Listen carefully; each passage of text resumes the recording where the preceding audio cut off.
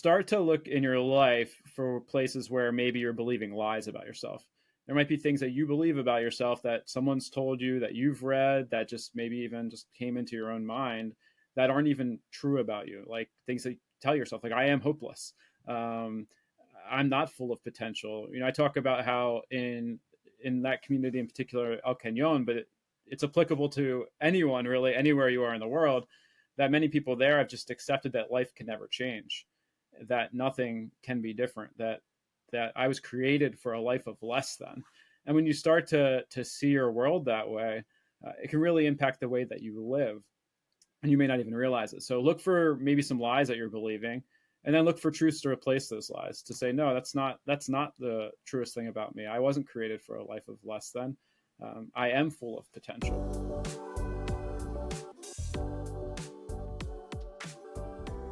James, welcome to the Book Thinkers Life-Changing Books podcast. We are excited to learn more about you and your book, Hope Realized.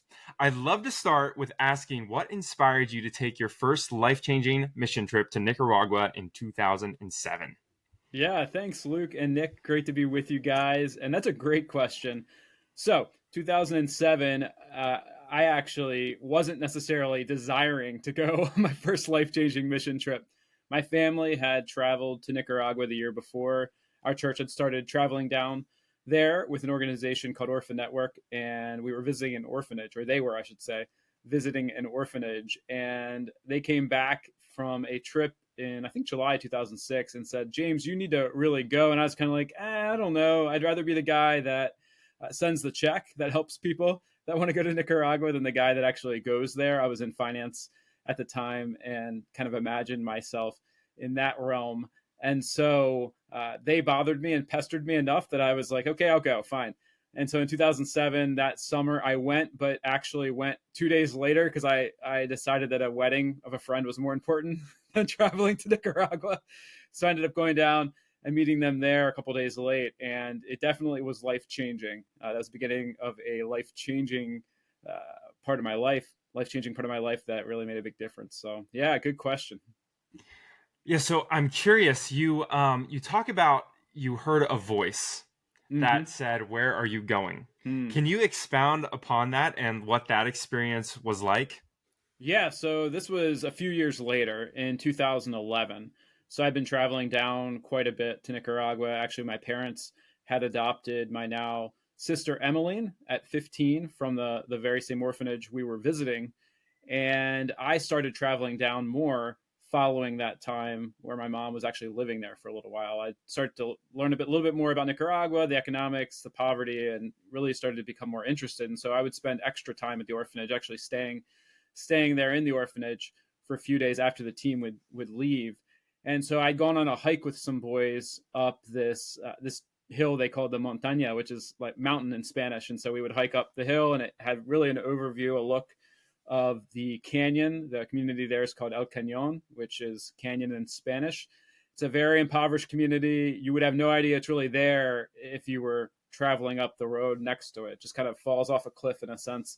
And you go down the hill, and there's, a whole community of maybe 1,000, 2,000 people living mostly in, shacks, what we would call shacks, things of that sort. And so I was on this hike up this mountain, up this hill, overlooking the canyon, and I was standing there with some kids, and the wind was blowing, and you could see some palm trees in the distance.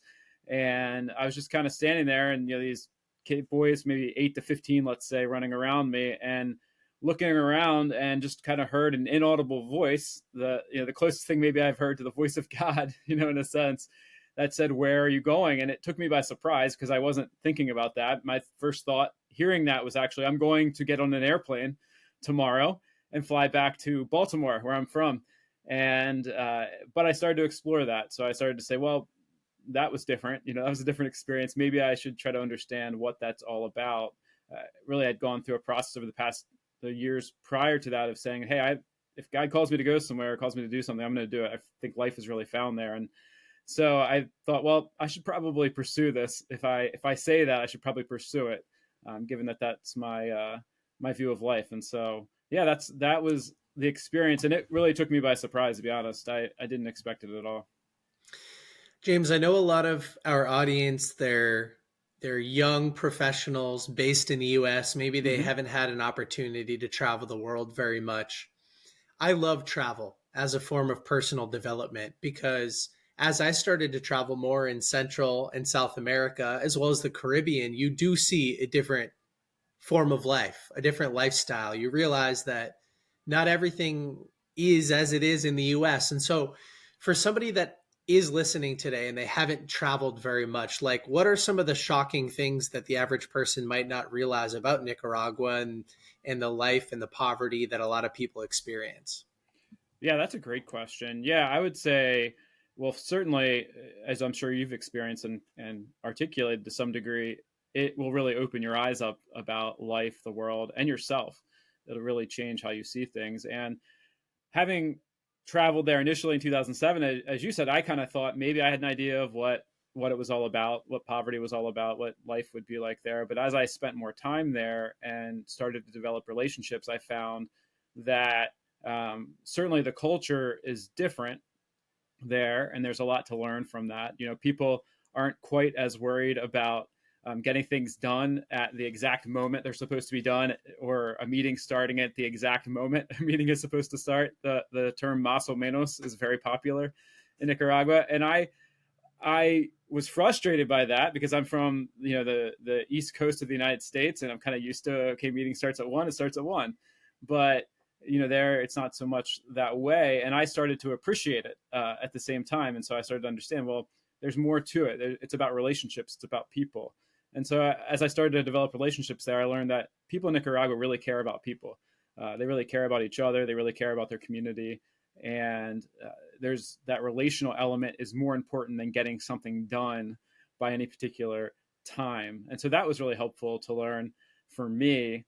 Poverty, one thing I learned about that in particular is that really poverty is more about the the environment, about what's happening. I talk about in my book a lack of hope, hopelessness, than it is about the person themselves. I found that people are full of potential. It's not that they don't have the ability to thrive. It's that maybe they haven't been provided the opportunity to do so. And so that is something I've learned that's been really critical to me, and that was a real eye opener as I spent time there. But yeah, it's amazing. I think, as you said, personal development happens a lot in travel because you get exposed to much different ways of thinking about life, about uh, the world, and even about yourself. You start to ask yourself questions. Well, why do I believe this? Why do I think about why do I have to be everywhere at this exact time and meetings have to end at this exact time? And there's some good parts to that, of course, but there's some good things to learn too. Más o menos, right? Más o menos. Yeah, and I think the other thing that happened to me, I grew up in a great middle class, upper middle class family in the suburbs of Boston, Massachusetts, and like, yeah, you hear about poverty maybe in some towns or cities around you, and you might drive through and experience it a little bit, but when you start to travel internationally, especially in Central and South America, when you go back home, you view things through a new lens. You might Mm, be grateful for something that you had previously not even really considered or paid much attention to. And I think that my international travel has definitely amplified the gratitude that I experience in the present moment when I am here in the comforts of the United States. And I think a lot of us take that for granted. Do you agree? oh, completely. Yeah, that's definitely true. Yeah, it'll change the way you see things that you have, the opportunities that you have, even the people that you're surrounded by. You'll appreciate them more, and so I would completely agree with that perspective. I'm curious about this term hope. We all talk about hope, and I hope this, and I hope this happens, and I hope that happens, and it seems kind of, for lack of a better way to say it, almost like a wishy-washy, term. So Yeah. maybe you can, I don't know, just tell us about what that word actually means to you, and like what the difference between maybe this real hope that you talk about in Mm. your book versus the hope that the world kind of talks about. Yeah, that's a great question. Yeah, so I think of it as almost two completely different things, and so sometimes I'll talk about it like verb versus noun, but maybe an easier way to think about it is saying, "Hey, I hope this will happen." Like for me, I spent years saying, "I hope the Orioles will win a game." Finally, that's become more common, but I hope I'll pass the test. I hope I will do this or that. And it is really a wishy-washy thing. It's something that I'm hoping will happen, but there's not really anything concrete connected to it. It's just kind of a thought. It's kind of a desire. Whereas when I talk about hope, I'm talking about something foundational, something that you can actually hold on to, something that you can define your life by. And so it's more of, I talk about in my book about, it's more about holding on to a particular view of yourself, and maybe as I describe it from my worldview, God's view of you. And so saying, okay, I see myself as full of potential because God sees me that way, because I believe I was created for something more. I talk about how we were created by a God who loves us for a purpose and on purpose. And when you start to see things that way, hope really changes. And I talk about it both in spiritual, that's kind of the spiritual side of things, but also the practical side of hope is that having a real opportunity to exercise that potential, right? To say, hey, I can use that God-given potential and live into it. And I have the opportunity to do that. And so that's what hope really looks like for me. It's this foundational hope that says you are meant for something, maybe meant for something more. And then you also have the opportunity to reach that. For a person that feels maybe like they're in a place of hopelessness, do you have any advice to those people that they can maybe create and cultivate more of that hope in their lives so they can have almost take on that belief that you have, because that's such a beautiful way to look at life? I'm sitting here today with Ken Rusk, who has done hundreds of millions of dollars in business. He's also sold tens of thousands of books and changed countless lives. We're sitting here today because he is sponsoring today's episode. So Ken, tell everybody about your course. Well, thank you. I built a course called The Path to a Successful Life. It's designed around trying to get somebody unstuck. You know, sometimes you're feeling like you're kind of stuck in where you are and you're not really sure what you want your life to look like or how to go about getting it. Well, for the cost of about dinner and a movie and maybe the time you'd spend on a weekend, you can exactly what you want your future to look like and how to go about getting it. You know the power of vision. That's why you watch podcasts like this. So click the link below, get signed up, and let me know what your experience is like. Yeah, I would say a few different things. One, start to look in your life for places where maybe you're believing lies about yourself. There might be things that you believe about yourself that someone's told you, that you've read, that just maybe even just came into your own mind that aren't even true about you. Like things that you tell yourself, like, I am hopeless. I'm not full of potential. You know, I talk about how in that community in particular, El Cañon, but it's applicable to anyone really, anywhere you are in the world, that many people there have just accepted that life can never change, that nothing can be different, that I was created for a life of less than. And when you start to see your world that way, it can really impact the way that you live, and you may not even realize it. So look for maybe some lies that you're believing, and then look for truths to replace those lies, to say, no, that's not the truest thing about me. I wasn't created for a life of less than. I am full of potential.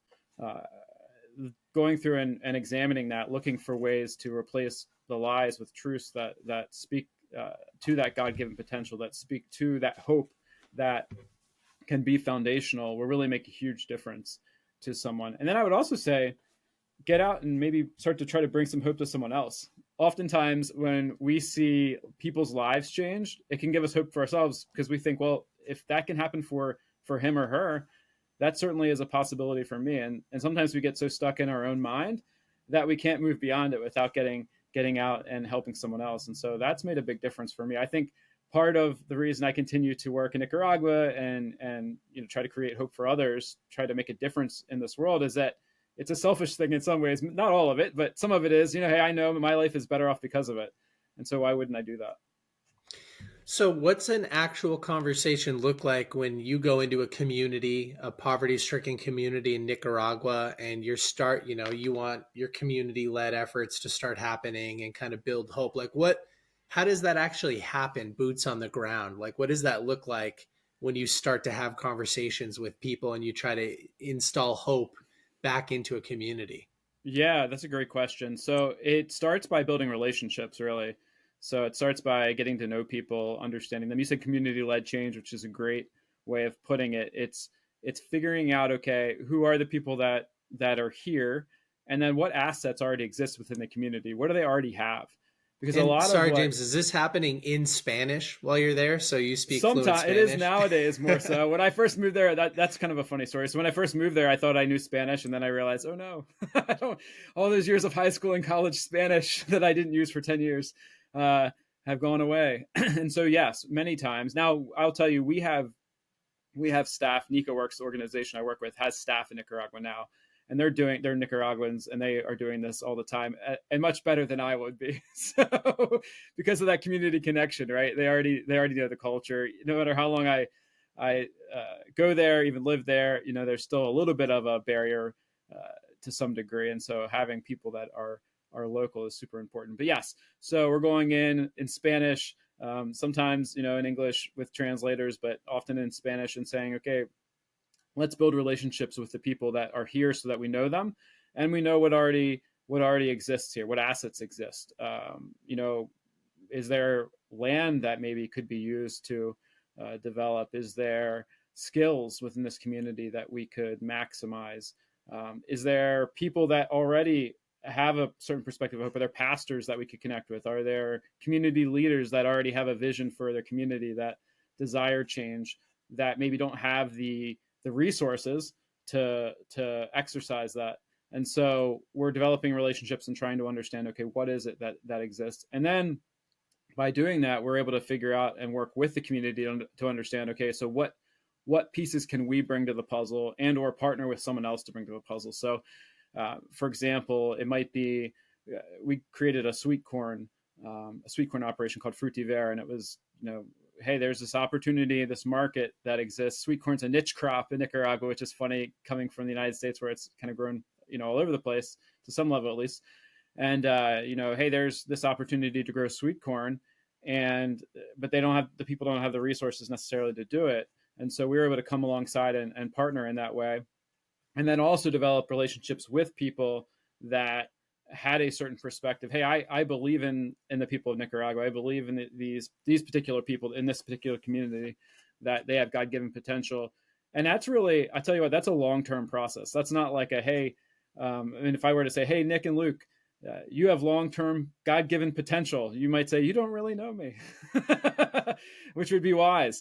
But it's in developing relationships and reinforcing that over time. And, honestly, by bringing the practical, what I call practical hope, or the real opportunities, you're really speaking to that.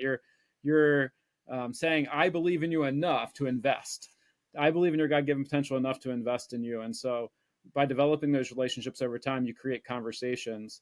And like I said, sometimes it's developing relationships with pastors and or other people in the community that already are invested there, and reinforcing what they've already said to people. And so that one is the practical side is maybe more concrete, tangible.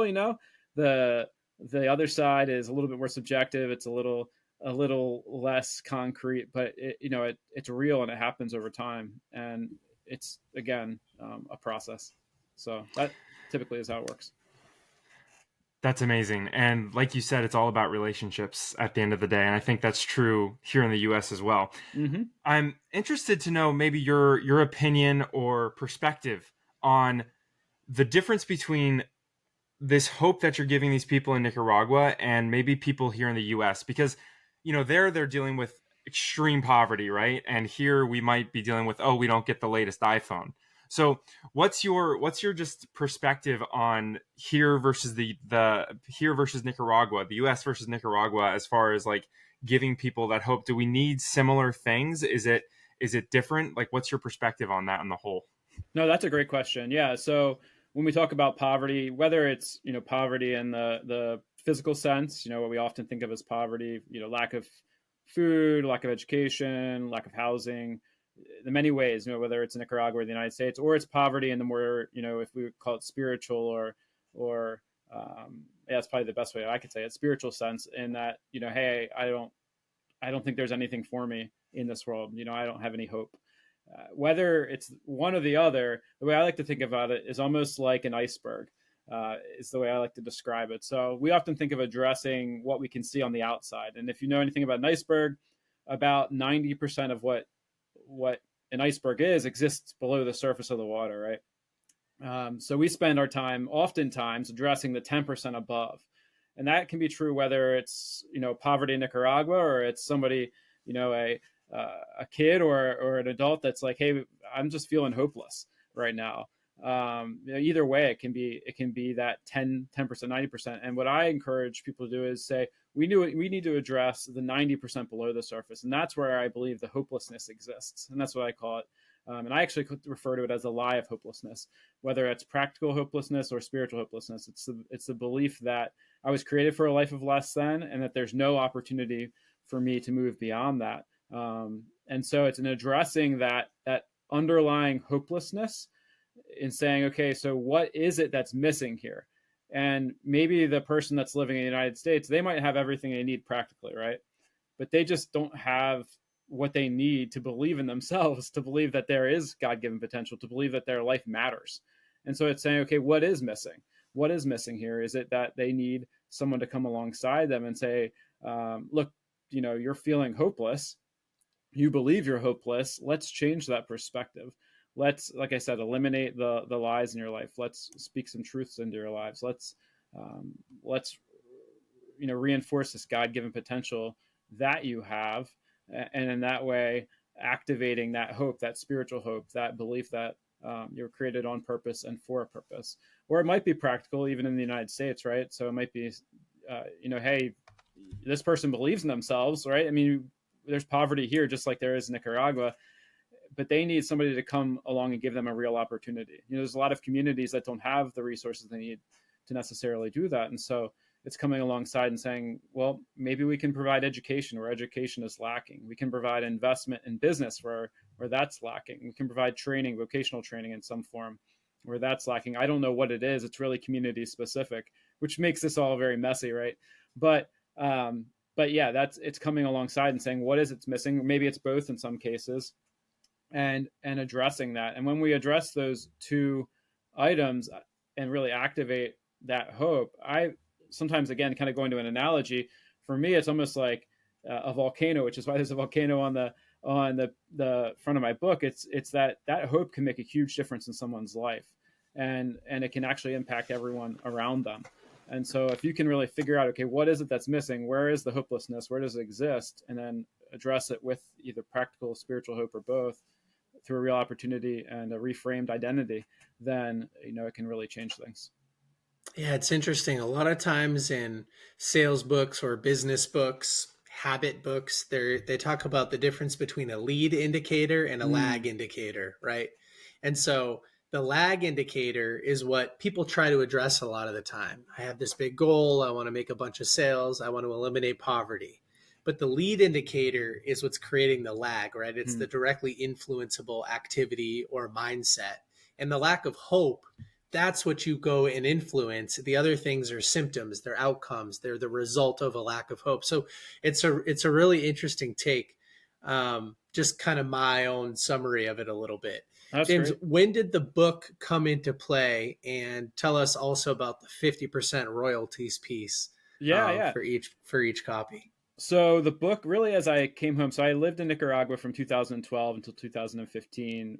I was a field director, kind of developing things there, building a team. And so as I started to return back to the US and really had learned a lot through my time there, a lot of this came from that. I just decided I should probably write this down, whether it's just for me or for my future kids. I now have 2 kids, but I didn't have kids at the time. I'd gotten married about maybe, 18 months before. But started to just decide this is a story I should share in some form or another. I wasn't sure if it would turn into a book, but as I started to write it down and just really think more about it, I decided it's a message that I believed other people needed to hear, that there really is hope. I mean, we live in a world, even since then, I think more so, that is lacking in this real concrete hope. And so being able to share that and the availability of it, that we don't have to believe that we have to be hopeless, was super important to me. And so being able to share that and then encourage others, not only that, but that they can be a part of bringing it. So often we think, okay, well, James lived in Nicaragua, he was a missionary. How, I can't do that. I don't have the opportunity to do that. Well, we each have the opportunity to bring hope no matter where we are. You can make a difference in your community or in the life of someone. Maybe, like Luke, you said, maybe there's someone that that just is hopeless and you could invest in their life. It doesn't have to be in Nicaragua. It could be that simple, and that can make a huge difference. And so as I came back, I just decided that this a message I needed to share. And eventually I felt like I needed to share it with the world. And so I started to write, and eventually met with somebody that helped me turn what I was writing into an actual outline and book, and wrote a book, and eventually published it. And as I did that, I decided, well, hey, this is a great way to share this message, but it's also a great way to invest in NicaWorks, the organization that I work with. And so I decided that 50% of the royalties from the book would go to NicaWorks. So every book that's purchased, 50% of the proceeds of that go to make a difference for people in Nicaragua. And so it's a very practical way I could make a difference. Now I'm curious, have you brought, how old are your kids? My kids are 5 and 7. 5 and 7. I have a 7 and 6 Okay. and 2-year-old, but awesome. It's a great age. Yeah. Have you brought them to Nicaragua? Are you showing them and involving them in this whole process? So I get to talk to them a lot. We haven't gone yet, with the global pandemic and some other items, we just haven't made that choice yet. But I'm hoping within the next year or two that we'll take them down. That's kind of the plan. We were thinking about this summer, but it might be another year off for us. But yeah, we're hoping to bring them down. And it is neat to share, though. I can think of a couple times where my daughter and my son really have done little things to be like, oh, this could help, people in Nicaragua. And it's really neat to see that perspective already in them, and to have them be a part of it now. I can't wait to actually share my friends and family really in Nicaragua with them in a real way. So good question. Do you have any plans to open up corporate retreats or ways for other people to get involved? Because I'm sure there are a lot of people in the brand builders community, for example, that would love to go firsthand and experience what it's like, the work that you're doing, and, maybe make a difference. Are there any opportunities like that for people?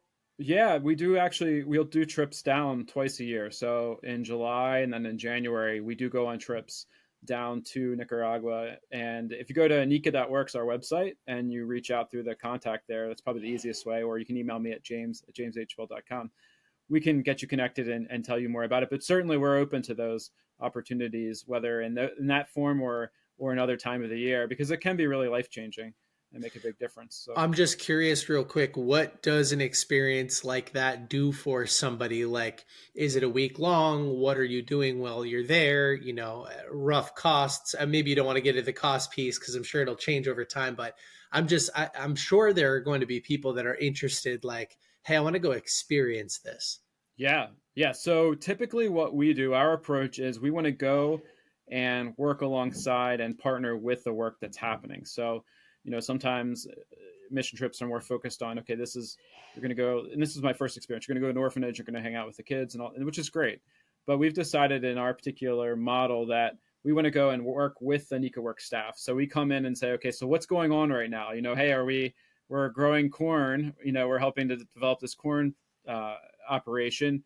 Let's take the team out there, and they can work alongside people, and they can meet the workers there. They can encourage them.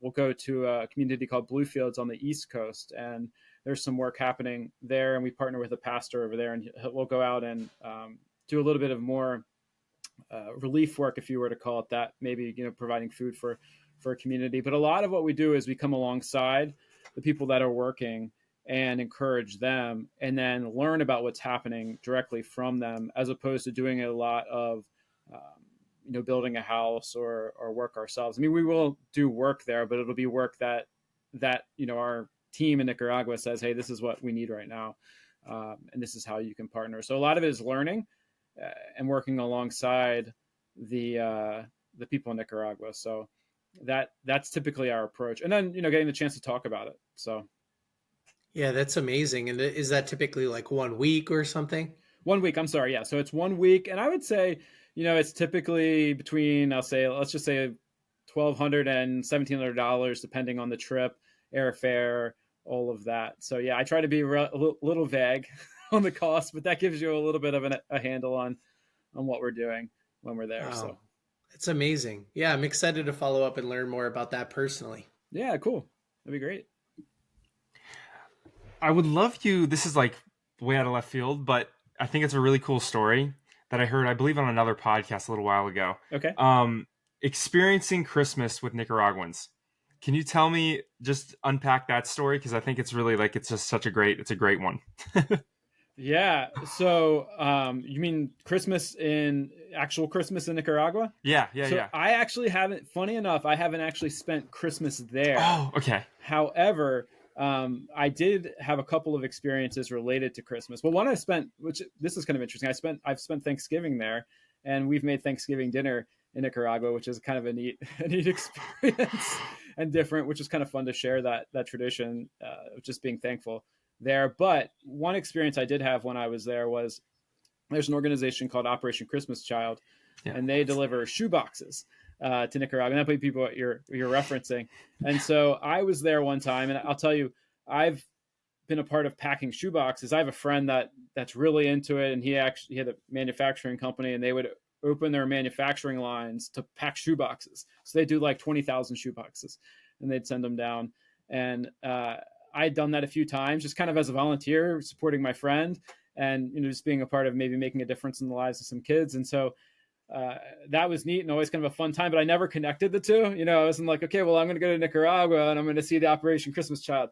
But I was just there at the orphanage one day, hanging out with some kids, and this bus pulls in, and I'm like, what are these guys doing? And they're like, oh, they're the Operation Christmas Child people, and out pour the people and the shoe boxes. And I'm like, I've seen those shoe boxes before. Now I don't think it was my shoebox, but it was really wild to see kind of, I'd been a part of packing them, and now I'm seeing kids open them and just the joy that was on their face. So yeah, it was neat to see like, hey, these kids get to experience kind of, Christmas in some form as I experience, and get something that really blessed them. And so that was neat to be a part of. So yeah.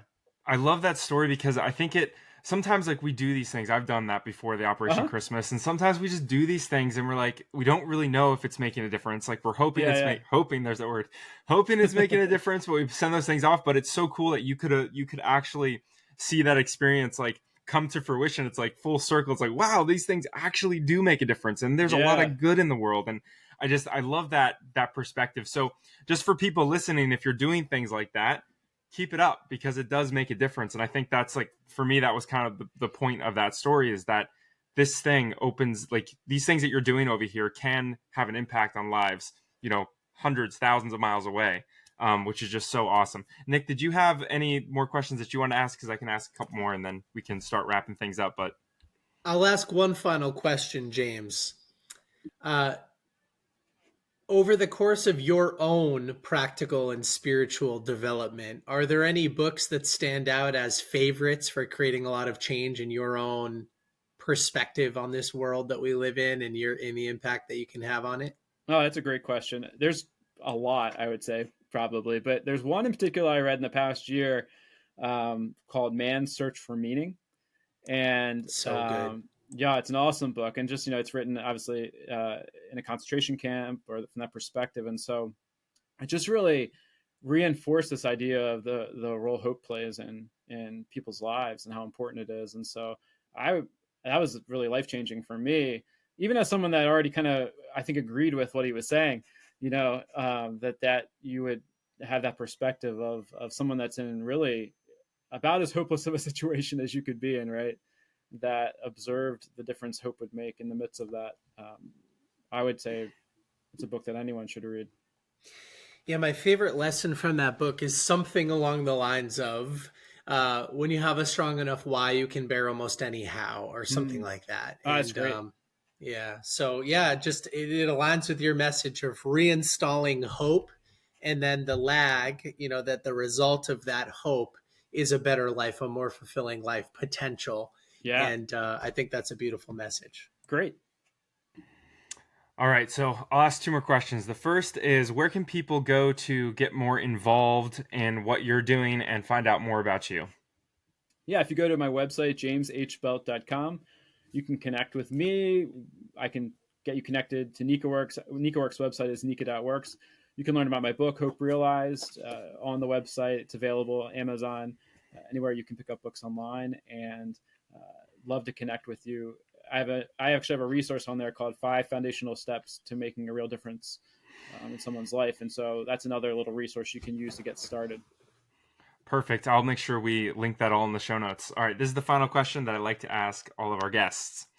you pass away and you can leave the world, everything that you've put out, the books, the courses, this five points for whatever it is, like it all disappears, but you can leave the world with a single piece of advice, what would it be? Yeah, I would say that one, just the phrase "hope wins the day" comes to mind for me, and in that sense, it's hey, you're not hopeless. Oftentimes we can get stuck in that mindset that we're hopeless, the world's hopeless. You just look at the world around us right now, and it can feel that way. But in the end, I believe hope wins the day if we choose hope and we choose to be a part of making a difference. If we take a step, I mean, that's for me, it's just taking one step at a time. We don't have to figure out how to change the world all at one time, right? But if we take one step to make a difference in someone else's life, to make a difference in our own life, um, and we have hope for what's possible, I believe hope wins the day. So beautifully said. There is hope. I love that. Well, James, this has been an awesome conversation. Thank you so much for taking the time to come on our podcast. I can't wait to get this out to all of our audience and people. There's a lot of hopelessness, or there feels like there's a lot of hopelessness in the world. So these kind of messages are so important to get out there. Appreciate you. Yeah, thank you. Thank you so much for having me, Luke and Nick. It's been great.